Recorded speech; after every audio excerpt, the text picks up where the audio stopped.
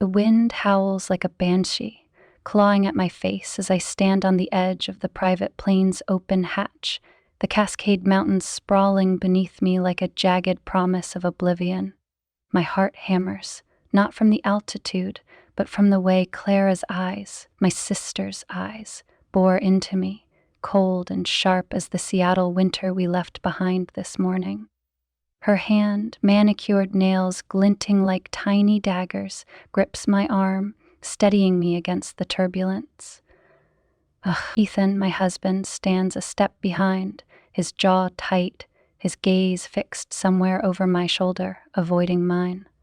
This was supposed to be our reset, a 10th anniversary trip to rekindle what's been fraying between us for years. A luxury flight over the Cascades, champagne chilling in the cabin, a chance to stitch up the tears in our marriage. But the air feels wrong, heavy with something I can't name, like the moment before a storm break. Ready for the view of a lifetime, Venna? Clara's voice is honey sweet, but there's a bite beneath it, like sugar laced with venom. Her lips curve, red lipstick flawless, as she adjusts the harness strapped across my chest. The parachute was her idea, a thrill to mark the occasion, she said, her eyes sparkling with something I mistook for excitement. Now, standing here, the hum of the plane's engine vibrating through my boots, I'm not so sure. I force a smile, my breath clouding in the frigid air. Yeah, let's do this. My voice sounds braver than I feel. Ethan's hand brushes my back, a fleeting touch that should comfort but doesn't.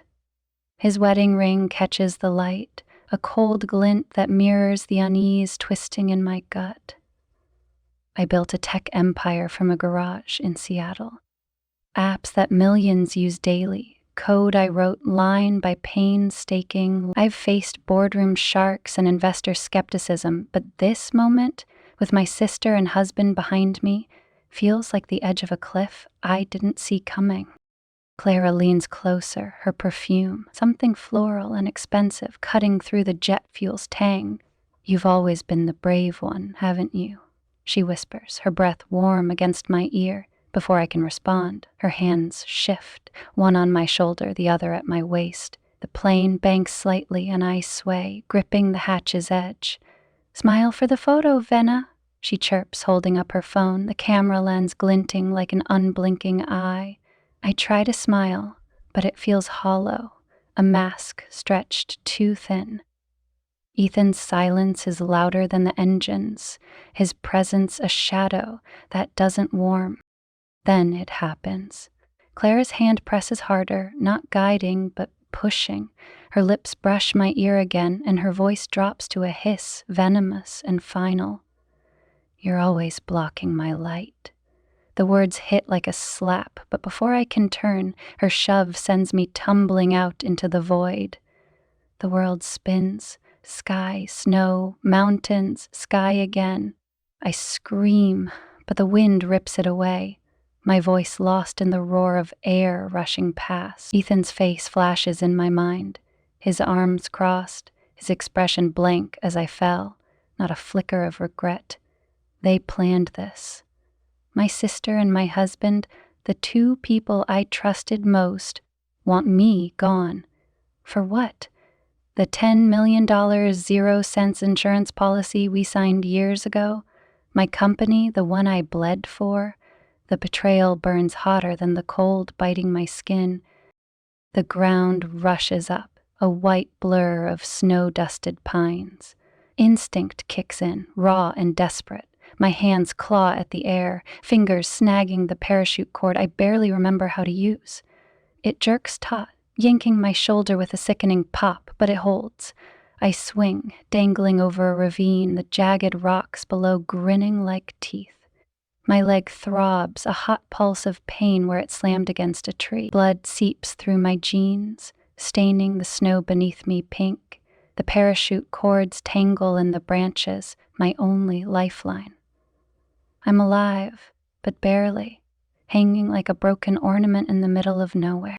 The wind screams, and then I hear it, a low rumble, growing louder. My heart lurches. An avalanche. The snowpack above shifts, a white wave roaring down the slope toward me. I grit my teeth, ignoring the fire in my shoulder, and haul myself toward the nearest tree trunk. The ground shakes as I press myself against the bark, snow cascading around me, burying my legs. It stops as suddenly as it began, leaving me gasping, half frozen, the silence deafening. I'm not dead yet, but the mountains don't care. Neither do Clara and Ethan. I force myself to move, each breath a knife in my ribs. The parachute cords are a tangled mess, but I cut them with a pocket knife from my jacket, wincing as my dislocated shoulder protests. My leg is worse, bent wrong, the bone grinding with every shift. I can't stay here. They think I'm dead, and they'll make sure I stay that way if I don't move. The cold is a living thing, sinking its claws into my skin, but I drag myself forward, using a snapped branch as a crutch. The forest is endless, the trees looming like silent judges, their branches heavy with snow that could bury me with one wrong step. Hours crawl by, or maybe minutes. Pain twists time into knots. My boots crunch through the snow, each step a battle against the urge to collapse. Then, a sound. A low, guttural growl. My blood runs colder than the air. Coyotes. Their eyes glint in the twilight, a pack circling the clearing I've stumbled into. 5, maybe 6, their hackles raised, teeth bared. I grip my branch tighter, heart pounding. Not today, I whisper, my voice raw. I swing the branch, shouting, my voice echoing off the trees. They hesitate, then scatter, their howls fading into the night. I slump against a trunk, my legs shaking, but I can't stop. Not yet. The cabin appears like a mirage, a low shape half buried in snow, its windows frosted over. I limp toward it, my crutch sinking into the drifts.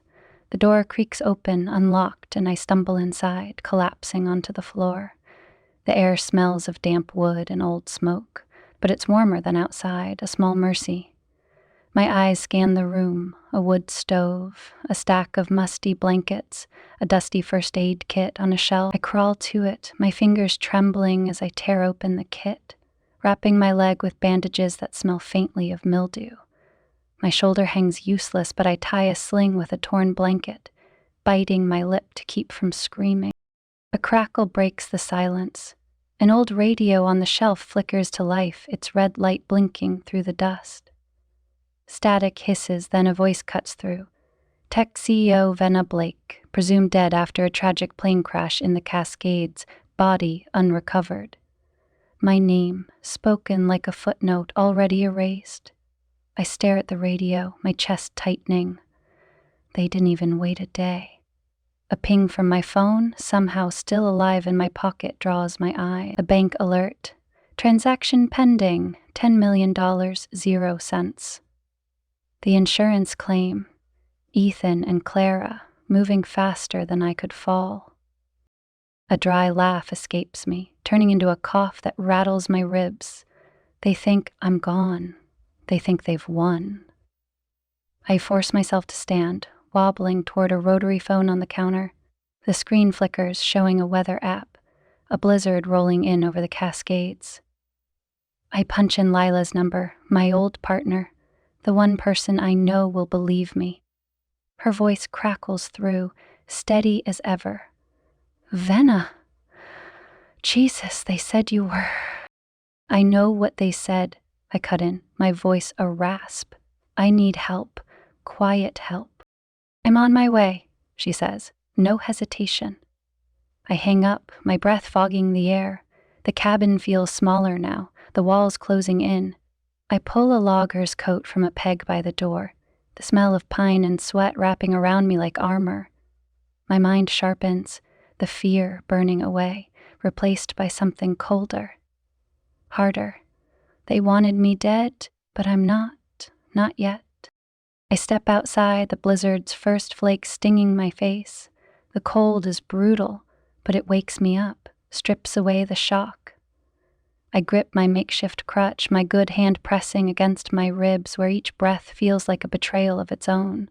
The slope is treacherous, ice hidden beneath the snow. One wrong step and I'll slide into the ravine below. I hear Clara's voice again, that hissed whisper. You're always blocking my light. I see Ethan's blank stare, his arms crossed as I fell. The memory fuels me, each step a defiance of their plan. The forest thins, and a glow appears in the distance. A neon sign buzzing above a roadside diner, its windows fogged with warmth. My body screams to collapse, but I drag myself across the parking lot, pushing through the door. The bell jingles and heads turn. A hush falls over the room as the locals take me in. Blood-matted hair, torn clothes, face raw from wind and pain. A teenage waitress steps forward, her eyes wide. Ma'am, you okay? I don't answer, just limp to a corner booth, the vinyl cold against my back. My breath comes in ragged bursts as I scan the room, looking for a lifeline. My eyes land on a payphone by the bathrooms, scratched and dented but functional. I dig coins from the logger's coat, my fingers shaking as I slot them in. The dial tone hums and I punch in Lila's number again, leaning my forehead against the wall as it rings. It's me, I say when she answers. Venna, where are you? Her voice is sharp, urgent. Diner. I don't know exactly, just hurry. I hang up, turning as the TV in the corner switches to a news segment. My face flashes on the screen, a corporate headshot from Better Days. Local CEO Venna Blake, missing presumed dead in plane crash. Ethan stands at a podium, Clara beside him, her face buried in his shoulder, his arm around her. They look like grieving family, not murderers. Please respect our privacy, Ethan says, his voice breaking in a way I once thought was real. Clara lifts her head, mascara streaked, the perfect picture of sorrow. Behind them, my company's logo looms, a mockery of everything I built. A sharp laugh escapes me, drawing stares. I dig my nails into my palm, grounding myself. Let them play their parts. Let them think they've won. The bell jingles again, and Lila walks in, her coat dusted with snow, her eyes scanning until they find me. She crosses the diner in quick strides, sliding into the booth across from me. God, Venna, she says, reaching out, but I pull back, not ready for touch. I need to see the accounts, I say, my voice low. She nods, pulling out her laptop, connecting to the diner's Wi-Fi with the ease of someone who's hacked bigger systems than this. Her fingers fly over the keys, pulling up my company's emergency funds page. Her face hardens. They moved everything, she whispers, turning the screen toward me. Under your signature. A note says it's for company continuity if you disappear. My chest tightens, not from pain, but from the sheer audacity of their plan. They didn't just want me dead. They wanted it to look like I'd handed them my life on a silver platter. Lila hesitates, then adds, There's more. They're spreading rumors you were unstable, paranoid. The media's eating it up. I lean back, the vinyl creaking under me. The betrayal burns, but it's fuel now, not poison. They think they've buried me. I say, meeting Lila's eyes. We're going to dig me out. She nods, her jaw set. What's the plan? I clench my fists, my knuckles white. They're holding a memorial tomorrow. I'm going to walk in and ruin it. The diner hums around us, oblivious to the storm brewing inside me. The TV loops the news segment, Ethan's fake tears playing on repeat. Outside, the blizzard howls, but I'm not cold anymore. I'm fire, ready to burn their lies to the ground. The Seattle rain pelts my face as I stand outside the sleek glass building downtown, its reflective surface distorting my image into something fractured, like the woman I'm fighting to reclaim. The memorial service for Venna Blake, beloved CEO, is in full swing inside. a carefully staged theater of grief orchestrated by Clara and Ethan. My heart thuds, not from fear, but from the weight of what I'm about to do. Lila's hand brushes mine, her presence a steady anchor in the storm brewing inside me. The USB drive in my pocket feels heavier than it should, loaded with evidence that could bury my sister and husband, or destroy me if I misstep. I adjust the borrowed black coat Lila lent me, its collar high to shield my face from the drizzle and the curious eyes of passers-by. "You sure about this?" Lila whispers, her voice low under the city sun. "I'm sure," I say, my voice steady though my pulse races like a runaway train. I take a breath, the cold air sharp in my lungs, and push through the revolving doors. The scent of lilies and polished wood hits me, cloying and fake, like the tears I know Clara's shedding inside. The lobby is packed, board members in tailored suits, local reporters with cameras, neighbors who barely knew me but showed up for the spectacle. A hush falls as I step forward, my boots clicking on the marble floor, deliberate and loud. Heads turn, gasps ripple through the crowd, and a wine glass shatters somewhere to my left. Clara, mid-sob at the front, freezes, her handkerchief suspended like a white flag of surrender. Ethan at the podium stops mid-sentence, his mouth open, his eyes wide with something that's not quite fear but close. "Is that Venna Blake?" a reporter shouts from the back, his camera flashing like lightning. I keep walking, ignoring the murmurs, the phones raised to capture the ghost who wasn't supposed to rise.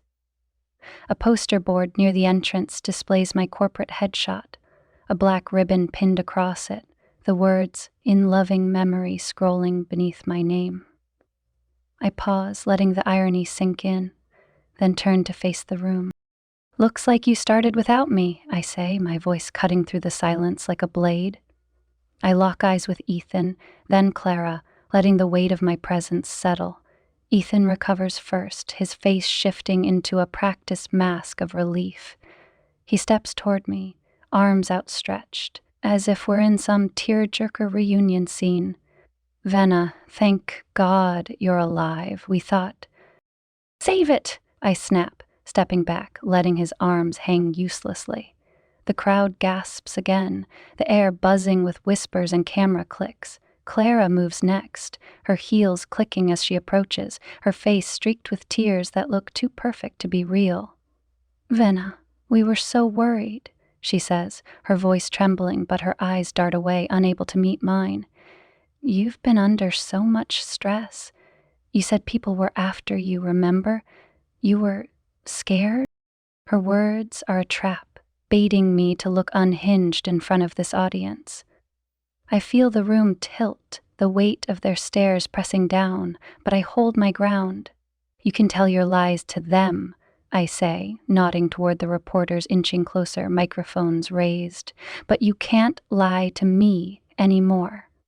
I pause, letting the silence stretch, then turn to Clara. "You whispered. You're always blocking my light, right before you pushed me out of that plane. Didn't think I'd live to say it back, did you?" The room erupts. Reporters shout questions. "Where have you been? Is it true you were unstable?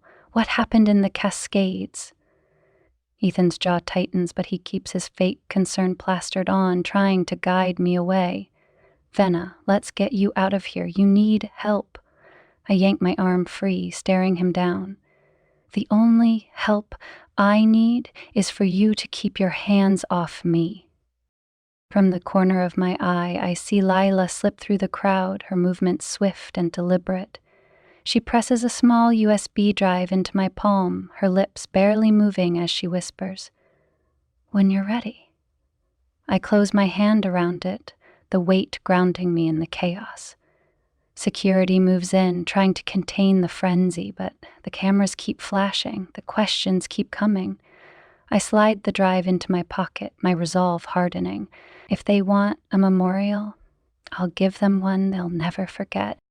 Outside, the rain has turned to a downpour, soaking my coat as I slip into Lila's car a block away. The silence inside is stark against the chaos we left behind. Lila's knuckles are white on the steering wheel, but she doesn't press me to talk. Instead, she says, "You need to see what's on this." Her voice is steady, but there's an edge to it, like she's bracing for what's coming. We drive through the city, streetlights blurring in the rain, the Space Needle a faint silhouette against the storm clouds. At her loft, we sit at a small table by the window, the glow of Seattle's skyline pulsing like a restless heartbeat. She plugs the USB into her laptop, the hum of the machine filling the quiet as files load. The screen lights up with folders labeled with cryptic codes and dates. Lila clicks through, her face grim. Bank statements, transfer confirmations, emails, all bearing my name, my signature, but not my hand. Money siphoned into hidden accounts, layered through shell companies. "They forged everything," Lila says, her voice clipped. "Look at this." She opens an email chain between Clara and Ethan, the subject line chilling. "Handling Venna. She's a liability now," Ethan wrote. "We can't let her ruin everything." Clara's reply is worse. "One push, and it's done. $10 million, 0 cents, and the company ours." The words hit like a punch, each one a betrayal carved deeper than the last. I read them again, my hands trembling, but my face stays cold. "They planned it all," I say, my voice low, sharp enough to cut through the room. Lila doesn't respond, just dials her lawyer friend, her voice brisk as she arranges to freeze my accounts and start reclaiming my company. "We can stop them," she says after hanging up, "but they're moving fast." The next morning, we're in a cramped law office downtown, the air thick with recycled heat and tension. Papers rustle as the lawyer, a wiry man named Harris, pulls up records, his eyes darting between me and Lila, his lips press into a thin line. "Venna, they've already filed documents claiming you're mentally unfit," he says, his voice heavy. "Your accounts are frozen under a protective hold, and they're pushing to take your voting rights in the company." The walls seem to close in, the air too thick to breathe. I hear Clara's voice, feel her hand on my back before she shoved me, Ethan's blank stare as I fell. "They knew I'd come for them," I whisper, more to myself than to Harris or Lila. I stand, needing air, and step into the hallway, finding a restroom at the end. The mirror is cracked, a jagged line splitting my reflection. I grip the sink, tears blurring my vision, but I wipe them away, letting the anger burn through. "Not this time," I tell the woman in the mirror, the one they thought they could break. Back in the office, I meet Lila's eyes. "We'll find another way," I say, my voice steel. "They want me weak, as how they'll lose." As we gather our things, my phone buzzes with a text from an unknown number. I know what they did. Meet me. My pulse spikes, but I don't tell Lila yet. "I need to follow this," I say, stepping out into the rain, promising to call if it goes sideways. The diner is a neon-lit relic, its sign half broken, buzzing in the late-night quiet. I slide into a corner booth, back to the wall, eyes scanning the foggy windows. The smell of burnt coffee and grease grounds me, a reminder I'm still here, still fighting. My fingers trace the rim of a chipped mug as I wait. The door chimes, and a man in a worn green jacket steps in, his limp noticeable as he scans the room. His eyes lock on mine, and he slides into the booth, removing a knit cap to reveal messy hair and tired eyes. "Name's Jake," he says, voice low. "I know what Clara and Ethan did to you." I don't blink. "How?"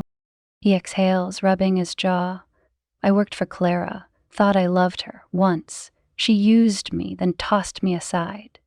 But I kept copies, files that'll burn her to the ground." His eyes drop to the table, fingers picking at a crack. "When I saw your face on the news, I couldn't stay quiet."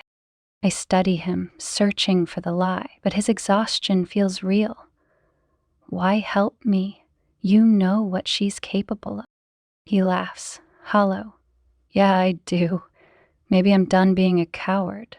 He slides a small key across the table. Storage unit, 2 blocks from here. Fake medical files, insurance forms, emails between her and Ethan about how they'd handle you. The word handle makes me grip the key hard enough to hurt. I slip it into my pocket, holding his gaze. If this is a trap, you'll regret it.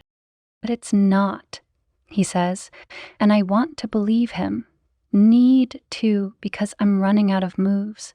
I leave cash on the table and step into the rain. Lila's car idling a block away. We drive to the storage facility in silence, the tires hissing on wet pavement.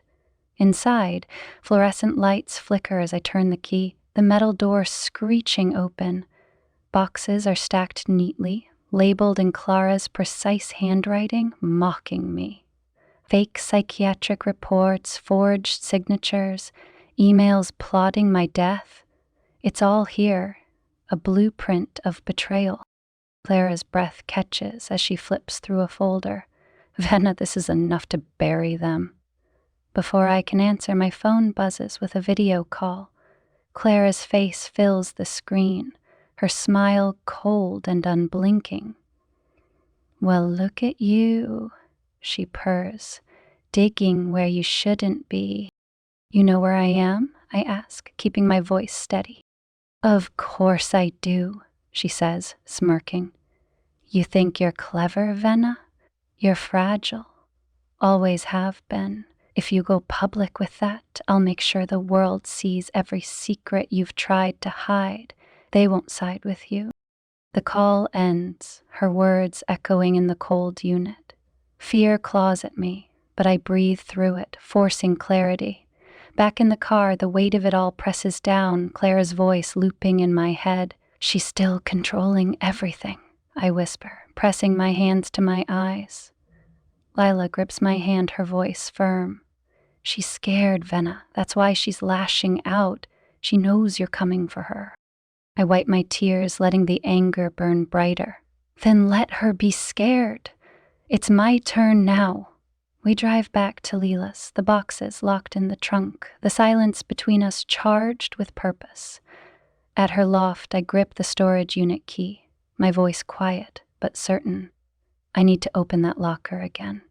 There's one file that'll either free me or destroy everything. The next morning, the courthouse looms, its stone facade cold and unyielding. Snow dusts the steps. The Seattle air biting as I clutch the folder against my chest. Lila walks beside me, her hand brushing mine, letting me lead. Security scans the folder, the guard's eyes lingering, but I meet his gaze without flinch. In a private conference room, they wait. Clara, poised and perfect.